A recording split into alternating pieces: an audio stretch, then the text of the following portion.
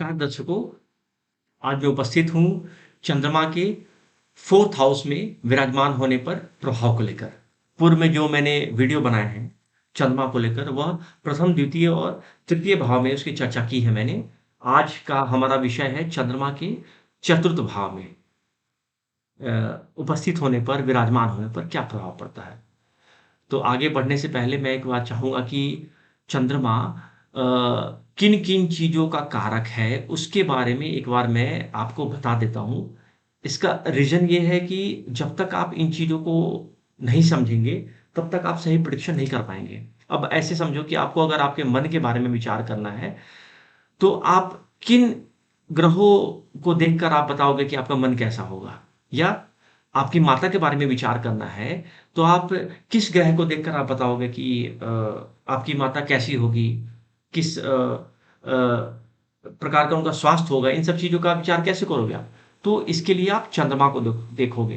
तो ऐसे ही चंद्रमा इन 2 मुख्य जो मन का कारक है चंद्रमा, चूँकि चंद्रमा वंशज जातक और चंद्रमा माता का कारक है, तो इन 2 चीज़ों के अलावा भी चंद्रमा कई सारी चीज़ों का भी कारक होता है। जैसे चंद्रमा संपत्ति का कारक है, चंद्रमा यश का कारक है, चंद्रमा निद्रा का कारक है, कल्पना, पुष्टि, संपत्ति, कवित्व शक्ति, आपके अंदर एक पोएम लिखने की कितनी क्षमता है, क्या आप पोएट बन सकते हो या नहीं बन सकते हो, इन सब चीज़ों का भी विचार आप चंद्रमा से कर सकते हो। उसके अलावा आपकी जो कौशल है, निपुणता, उन उसके बारे में, मातृ दुग्ध के बारे में विचार करते हैं, स्त्री के मासिक धर्म के बारे में आप विचार कर सकते हो। उसके अलावा द्रव्य औषधियों का भी कारक चंद्रमा को माना गया है, ठीक है? उसके अलावा सिंचाई के साधन हो गए आपके, तालाब हो गया, जितने भी वाटर सोर्सेज हैं, लाइक मान लो कि समुद्र हो गया आपका, या कोई नहर हो गया, या जो समुद्रिक जल, या जो भी ऐसे इस टाइप के जो भी वाटर सोर्सेज हैं, उनको चंद्रमा से ही देखते हैं, ठीक है? उसके अलावा दूध, दही, बर्फ के कारखाने, मधु, पुष्प, इसके अलावा सुगंधित जो पदार्थ होंगे उसके बारे में, स्त्री जाति के बारे में विचार करते हैं, नारी शक्ति के बारे में हम विचार करते हैं चंद्रमा से।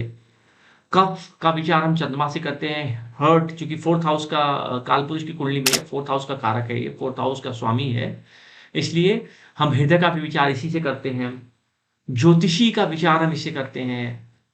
कोई व्यक्ति सिंगर बनेगा या नहीं, उसके बारे में विचार हम करते हैं इससे, मतलब गायन का विचार, नर्तक का विचार, मतलब किसी को अगर डांस वांस सिखाना चाहते हो, तो चंद्रमा की स्थिति के आधार पे हम, और चंद्रमा शुक्र की स्थिति के आधार पे हम विचार कर सकते हैं, ठीक है? शंख के बारे में विचार करना है आपका, श्रृंगार सामग्री हो गई, चंद्रमा हो गया, सॉरी, जो चांदी होता है आपका, उसका विचार भी हम चंद्रमा से ही करते हैं। उसके अलावा मन की प्रसन्नता हो गई, मुख की सुंदरता हो गई, और स्त्रियों का गर्भधारण, उसके अलावा स्त्रियों का गर्भधारण क्षमता का भी विचार हम चंद्रमा से ही करते हैं। इसमें एक शब्द आता है क्षेत्र, स्फुट आता है, तो क्षेत्र की दृढ़ता कैसी है, मतलब कोई जाति का या कोई फीमेल में कितनी क्षमता है माता बनने की, उसकी दृढ़ता का भी विचार हम चंद्रमा से ही करते हैं। श्वेत वर्ण का विचार करेंगे हम, दया का विचार करते हैं चंद्रमा से, आमोद प्रमोद और मनोरंजन से संबंधित चीज़ों का विचार भी हम चंद्रमा से ही करते हैं। इसके अलावा भोज्य पदार्थ का भी विचार हम चंद्रमा से करते हैं। तो इन सब चीज़ों पे चंद्रमा का अधिकार होता है। तो ये तो आपका चंद्रमा के एक जो नॉर्मल कारकत्व हैं। अब मैं बात करता हूँ जो आज के हमारा विषय में जो इम्पोर्टेंट है, कि चंद्रमा 4th हाउस में होगा तो कैसे फल देगा। तो अब कैसे फल देगा, तो भाई आपको पहले 4th हाउस के बारे में भी जानना होगा कि 4th हाउस किन-किन चीज़ों को सिग्निफाई करता है। तो चतुर्थ भाव से हम अपना सुख भी देखते हैं, ठीक है? मानसिक शांति देखते हैं, घरेलू जीवन आपका कैसा होगा उसके बारे में देखते हैं, मातृ मातृ सुख कैसा होगा वो हम देखते हैं, गाँव या शहर जो आपका जिस इलाके में रहते हो उसके बारे में देखते हैं, चौपाए जो होते हैं, या खासकर वाहन हो गया आपका, या फिर दुधारू पशु हो गए, उनके बारे में विचार हम इसे कर सकते हैं। उसके अलावा बंधु-बांधव आपके कैसे होंगे, सुख समृद्धि कैसी होगी, सुख शांति जो उसको बोलेंगे हम, जो घर का सुख होता है, उसको हम 4th हाउस से ही देखते हैं। क्योंकि अब अगर 4th हाउस किसी का खराब होगा, तो जनरली आप देखो 4th हाउस पीड़ित होने पर ही जातक विदेश में जाता है या विदेश में जाकर बस जाता है, तो उसका विचार भी हम 4th हाउस से ही करते हैं, ठीक है? उसके अलावा आपके मित्र, अंतःकरण की स्थिति, मातृभूमि, वाहन, किसी प्रकार के जो व्हीकल होते हैं इसी से हम कहते हैं। जमीन जायदाद और मकान और जमीन का विचार हम इससे ही करते हैं। बाग बगीचे हो गए, पेट संबंधी कोई भी रोग होगा तो उसका विचार भी हम इससे ही करते हैं। यकृत हो गया, मनोरंजन हो गया, छल कपट, दया, उदारता, गृह, संपत्ति, भूमि संबंधी मामले और गर्दन और कंधों का विचार भी इस भाव से हम करते हैं। ठीक है। इस स्थान या स्थान विशेषता माता और वाहन के लिए सबसे ज्यादा होता है, माता, वाहन और जमीन के लिए खासकर। तो इन सब चीज़ों का जमीन भवन का विचार हम फोर्थ हाउस से करते हैं। तो इन इतने सारे कारकत्व, शायद आपको कई सारे कारकत्व कुछ नए भी पता चल रहे होंगे इसमें कि इसका भी कारकत्व फोर्थ हाउस को है, मतलब फोर्थ हाउस के बारे में विचार करना है हमें, तो इन सब चीज़ों को हम, जो मैंने अभी बताया है उसका विचार हम फोर्थ हाउस से करते हैं। अब हम अगर बात करें कि चंद्रमा, जो हमारा आज का मुख्य विषय है, कि चंद्रमा फोर्थ हाउस में होगा तो कैसा फल देगा।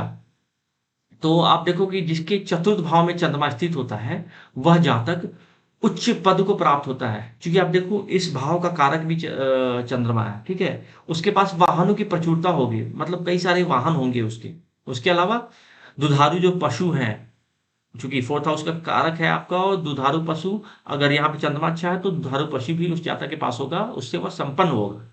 उसके अलावा अब चूंकि दुधारू पशु होंगे तो स्वाभाविक है दूध की मात्रा भी प्रचुर मात्रा में होगी, धन धान्य से समृद्ध होगा। परंतु हाँ, माता इसकी रुग्ण हो सकती है। ऐसा क्यों बोलते हैं पता है? बिकॉज कारको भावनाशा, चंद्रमा फोर्थ हाउस का कारक है, तो इसीलिए बोलते हैं कि चंद्रमा अगर यहाँ पे है तो कहीं ना कहीं माता बीमार रह सकती है। ठीक है। इसका उसके बाद अगर हम देखें तो बेसिकली हम बोल सकते हैं कि अगर फोर्थ हाउस में चंद्रमा है तो उस जातक की जो स्टार्टिंग की जो एज होगी, शैशवा अवस्था, जो शैशवा काल जो बोलते हैं, उसमें वह किसी दूसरे स्त्री का दूध पीकर व्यतीत होता है। मतलब हम यूं इसको कह सकते हैं कि उसका पालन पोषण कहीं और किसी और माँ के पास हुआ हो, ऐसे भी कह सकते हैं। ठीक है। उसके अलावा यह मिष्ठान और स्वादिष्ट भोजन से संपन्न रहता है ऐसा व्यक्ति, और तथा पर स्त्रियों के प्रति चंचल होता है एवं उसका जीवन सुखपूर्वक व्यतीत होता है। अब मतलब सुखपूर्वक मतलब पूरा लग्जरियस लाइफ वो व्यतीत करने वाला जातक होगा ऐसा। ठीक है। और यदि पूर्ण का चंद्रमा फोर्थ हाउस में बैठा हो या स्वक्षेत्री हो, पहले जो पूर्व में मैंने वीडियो बताया था उसमें बताया भी था मैंने कि चंद्रमा मेष राशि का हो या वृष राशि का हो, या स्वराशि जो कर्क राशि है। वृष राशि इसलिए कि उसमें चंद्रमा उच्च का होता है। तो अगर इन सब राशि में होकर चंद्रमा फोर्थ हाउस में बैठा होगा तो उसको कहीं ना कहीं उच्च वाहन की प्राप्ति और इससे रिलेटेड जितने कारकत्व हैं इसको फोर्थ हाउस से रिलेटेड, चंद्रमा से रिलेटेड, उसमें उसको सही मिलेगा उसको। ठीक है। तो अब वैसे अगर स्वक्षेत्री होकर बलवान होता है तो उसकी माता दीर्घायु होती है। जैसे अभी पिछले पॉइंट में मैंने बताया था कि अगर फोर्थ हाउस में है चंद्रमा तो माता रुग्ण होती है, बीमारी उसको काफी होगी। लेकिन अगर यहीं पे अगर वो उच्च उच्च का हो जाए, वो स्वक्षेत्री हो जाए, तो माता दीर्घायु होती है। इसके विपरीत अगर पाप ग्रहों से युक्त हो या क्षीण का चंद्रमा हो और चतुर्थ भाव में बैठा हो तो माता के लिए कष्टदायक कह सकते हैं, या मातृ सुख में अभाव को भी इंगित करता है। ठीक है। उसके अलावा निर्बल चंद्रमा वाहन विहीन बनाता है। क्यों? क्योंकि फोर्थ हाउस में फोर्थ हाउस वाहन का कारक है। अब चंद्रमा यहाँ निर्बल हो गया तो उससे रिलेटेड कारकत्व नहीं मिलेंगे। इसीलिए कहते हैं कि चंद्रमा अगर फोर्थ हाउस में हो तो वाहन विहीन होता है या वाहन का सुख बहुत न्यून होगा। उसके अलावा यदि बलवान चंद्रमा चतुर्थ भाव में बैठ जाए तो वाहन का सुख दे देता है। वहीं यदि चंद्रमा चतुर्थ भाव का स्वामी होकर, यदि, या ऐसे इसको बोलो आपकी, यदि चतुर्थ भाव का स्वामी अपने उच्च में बैठा हो, चतुर्थ भाव का स्वामी, चतुर्थ भाव मान लो कि अगर मैं यहाँ पे मान लो 11th लिख दिया मैंने, और चंद्रमा चूंकि चतुर्थ भाव का स्वामी यहाँ पे शनि होगा तो 11 12 1 2 3 4 5 6 7, यहाँ पे सेवेंथ हो गया आपका। तो अगर मान लो कि शनि यहाँ आ गया, ठीक है, तो चतुर्थ भाव का स्वामी अगर उच्च का हो जाए यहाँ पे, तो ऐसी स्थिति में उसे वाहनों की प्राप्ति होगी। और चंद्रमा यहाँ पे अगर बैठ गया है आपका, ओके, तो वाहनों की प्राप्ति होगी, अत्यंत बलवान हुआ, और ये आपको वो सारी सुख सुविधाएं देगा जो चतुर्थ भाव से संबंधित है। तो इसको और एक दूसरे एग्जाम्पल से भी अगर चाहोगे तो उसको हम देख सकते हैं कि जैसे जो मैंने बताया था कि चंद्रमा माता अगर